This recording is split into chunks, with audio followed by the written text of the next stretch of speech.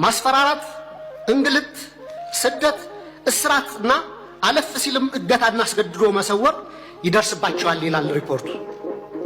ለምሳሌ ያለመከሰስ መብት ያላቸው አማራ የሆኑ የፌዴራልና የክልል ህዝብ እንደራሴዎች የሆኑት አቶ ክርስቲያን ታደለ፣ አቶ ዮሐንስ ቧያለው፣ ዶክተር ካሳ ተሻገር ያለመከሰስ መብት ሳይነሳ ተይዘው ለ20 ወራት ታስረው ይገኛሉ። የተቃዋሚ ፓርቲ አመራሮች የሆኑት የአብን ስራ አስፈጻሚ ኮሚቴ አባል ዶክተር ቴዎድሮስ ኃይለማርያም፣ የኢዜማ የቀድሞ ሊቀመንበር ዶክተር ጫኔ ከበደ ከታሰሩ 2 ዓመት ሊሞላቸው ነው።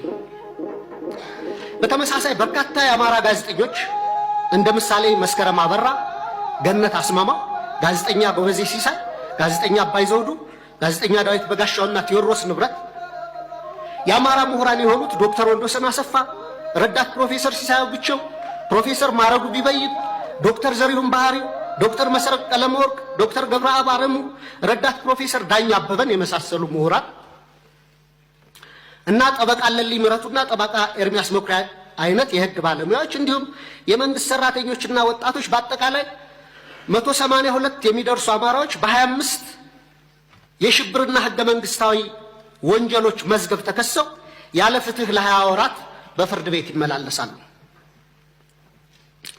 የዘገየ ፍትህ እንደተነፈገ ይቆጠራል እንዲሉ የፍትህ ስርዓቱ ዛሬም ቀልጣፋና ፍትሃዊ ውጤት ማምጣት እንዳልቻለ አመላካች ነው። በኢህአዴግ ጊዜ ይደረግ እንደነበረው ሁሉ ፍርድ ቤት በተደጋጋሚ ይመላለሳሉ። ፍትህ ግን እንደ ሰማይ ርቋቸዋል።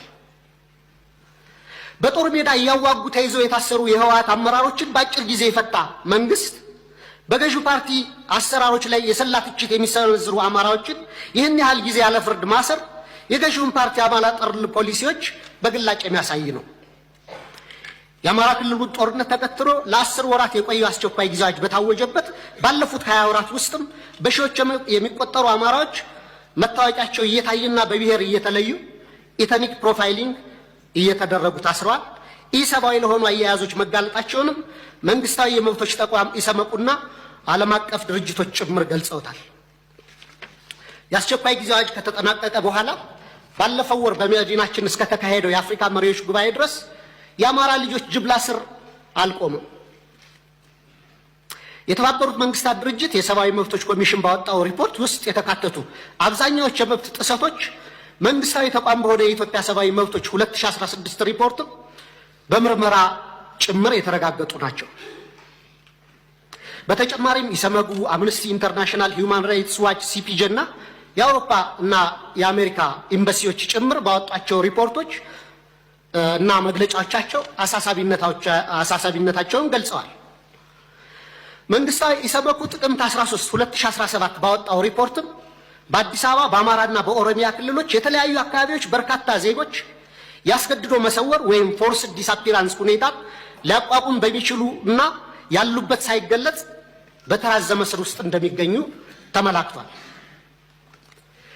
የፖለቲካ ምህዳሩን ስናይ ደግሞ ተዘግቶ ምንም አይነት የተቃውሞ ድምጾች እንዳይሰሙ ከፍተኛ የመብቶች መቃ እየተፈጸመ ሲሆን በብልጽግና የሴፍቲኔት ፓኬጅ ውስጥ ያልተካተቱ ጥቂት የተቃውሞ ድምጾችም ሳፎኬት ተደርገው በደመነፍስ ለመተንፈስ እየተፍጨረጨሩ ነው። እነዚህ ሁሉ ዓለም አቀፍና ሀገር አቀፍ ተቋማት የሀገራችን የሰብአዊ መብት አያያዝ አስስቧቸው ሪፖርታቸውን የሚያወጡት የሚመለከታቸው የመንግስት አካላት ትኩረት አድርገው ችግሮች እንዲፈቱ እንዲያደርጉና መንግስቱም አፋጣኝ እርምጃ ወስዶ እንዲስተካከሉ እንዲሁም ተጠያቂነት እንዲሰፍን ነው። የህዝብ ተወካዮች ምክር ቤትም አንድም ቀን እንኳን ሁኔታውን በተመለከተ በምክር ቤቱ ስብሰባዎች አጀንዳ አድርጎ አለመወያየቱ፣ ሁኔታውን በተመለከተም በአስፈጻሚው ላይ በቂ ክትትልና ቁጥጥር አለማድረጉ፣ በህገ መንግስቱ በተሰጠው ስልጣን መሰረት አንድም የእርምት እርምጃ አለመውሰዱ በታሪክና በትውልድ ፊት ተጠያቂ የሚያደርገው ነው።